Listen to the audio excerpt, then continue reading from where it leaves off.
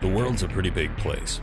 With our busy lives, no reasonable person can be expected to keep up with the biggest headlines each week, so I'm here to do it for you. This is Tony Pearson coming to you on behalf of WHIP with this week's Big Picture. Last week was a rough one for the Trump administration. If you want to hear all about the specifics, give last week's episode a listen. This week, we've got some updates on that whole situation. To give a short recap, on the last episode, we covered how ex-National Security Advisor Michael Flynn lost his position after he lied to a lot of important people about a discussion he had with a Russian ambassador, putting him in a position where he could easily be blackmailed. Everything came to a head, and he was ultimately forced to resign. The latest update to this story came Monday, actually, as Trump made his choice for a replacement. Lieutenant General H.R. McMaster has been appointed as the new National Security Advisor. Now, this is an interesting choice because McMaster is essentially a 180 from his predecessor. Unlike Flynn, who served as a campaign advisor for Trump, McMaster has no previous links to Trump, and in general does not seem to be a part of the group of campaign contributors and close allies that make up the rest of Trump's closer advisors. McMaster served in both the Persian Gulf War and the Second Iraq War, and is known for being an independent mind of sorts. For example, in his book titled Dereliction of Duty, he offers an absolutely scathing criticism of the civilian and military leadership during the Vietnam War. Ultimately, it seems that McMaster is really qualified for the position, and it seems like he's the type of person who wouldn't be afraid to stand up to the rest of the administration on important issues, which I certainly think is a good thing. In fact, one area where he is already doing this is in the administration's approach towards addressing Islam. In his first major staff meeting on Thursday, he essentially told his staff that Muslims who commit terroristic acts are perverting their religion, and that lumping them together with the rest of Islam was not helping anything. And I am, of course, paraphrasing here. This is just a big step coming into an administration that is known for moving in quite the opposite direction. But I think it's good, especially to be hearing this kind of stuff from someone as qualified as McMaster's. After all, having served in some of the most recent conflicts in the region that we're having trouble with right now, I'd like to think that this guy knows his stuff. In other major Trump-related news, the White House made an unusual move this Friday when it chose to only allow a small group of hand-picked media outlets to cover Sean Spicer's most recent Q&A session. Generally speaking, presidents in the past have made it a point to field questions from, or at least include, all major media outlets in their conferences. This even applies to situations in which the relationship between the president and the media hasn't been great, such as the first few years of Obama's presidency, in which many questions shot his way by right-leaning media concerned issues of citizenship, religion, and birthplace, even after that stuff was kind of put to bed. But because that's the president and that's what you do, he still generally invited those outlets to attend the Q&As. But it seems that long-standing tradition has now been done away with. The New York Times and The Hill were among a bunch of others not allowed at the most recent session at the White House. Much more concerning, at least I think, is that well-known, generally more impartial sources are also becoming targets now. The BBC was among those outlets not allowed into the session, and honestly, I'm not going to say much more on this besides that omitting an organization like the BBC does nothing to help your image, especially when Breitbarts and others like them were allowed in. If the administration starts locking the media out for reporting exactly what they do without putting a favorable spin on it, something's wrong. And I'm saying that now that the BBC is involved because, yes, there's very clearly a bit of a witch hunt going on right now for Trump. I know there are some stupid things that he's done that have gotten so much attention. For example, in a conversation I recently had with some other news people, everybody was mad about how open he's been with how much golf he plays and whatever. But this kind of stuff is serious. The BBC being on that list is incredibly concerning.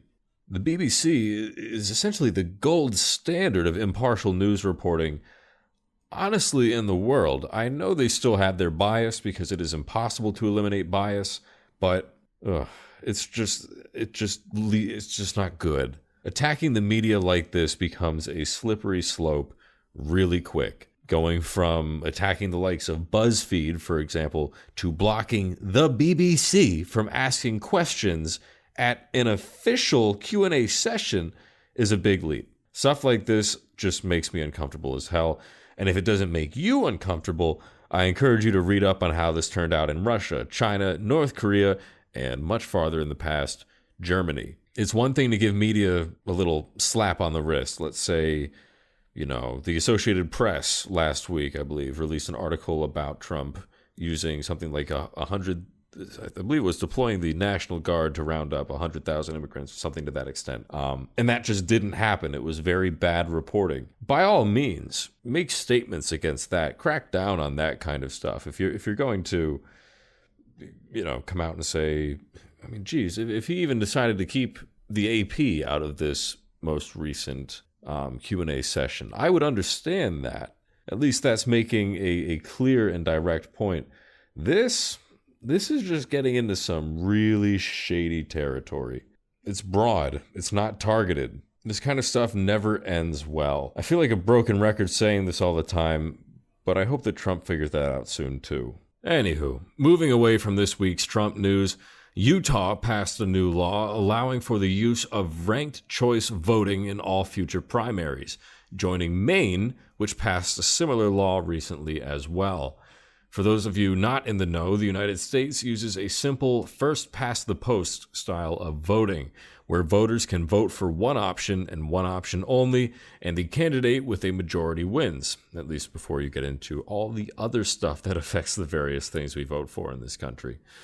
The problem with that system, as we are all well aware of thanks to this past election, is that it splits votes and isn't exactly great for voter choice, rewarding two-party systems and keeping outside parties and candidates from having a realistic chance due to the spoiler effect. If you vote for a third party, for example, that is one less vote for one of the primary parties, splitting the vote and creating a system where people waste their votes, etc., etc. Ranked choice voting systems like this one, passed in Utah, seek to avoid the issue by allowing voters to submit a ranked list of choices instead of just one vote.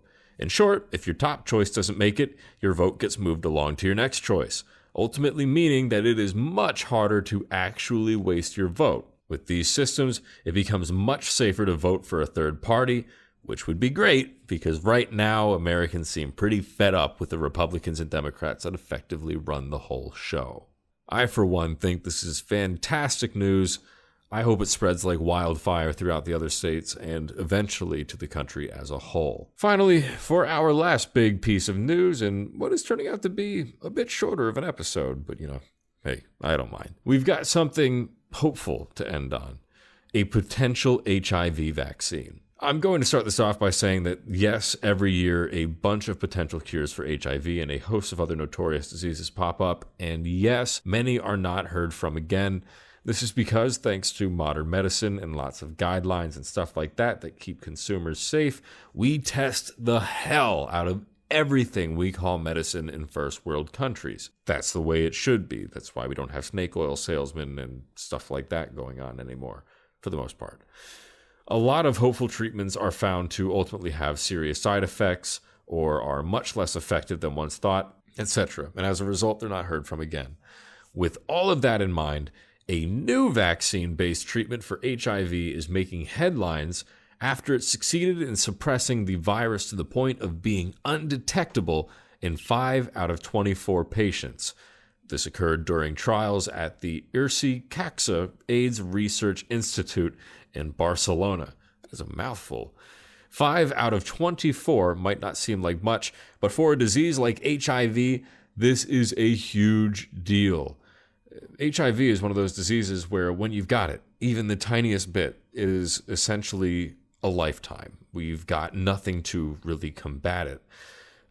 As it stands, all existing treatments for HIV involve daily doses of very strong, very expensive antiretroviral medication, also known as ART.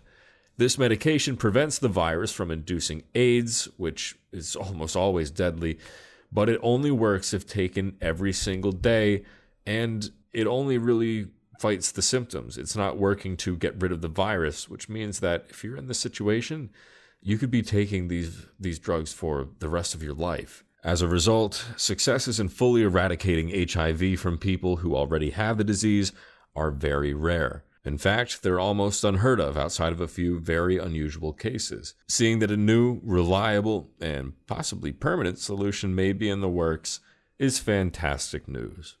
And on that note, I'm going to end this somewhat shorter episode of The Big Picture.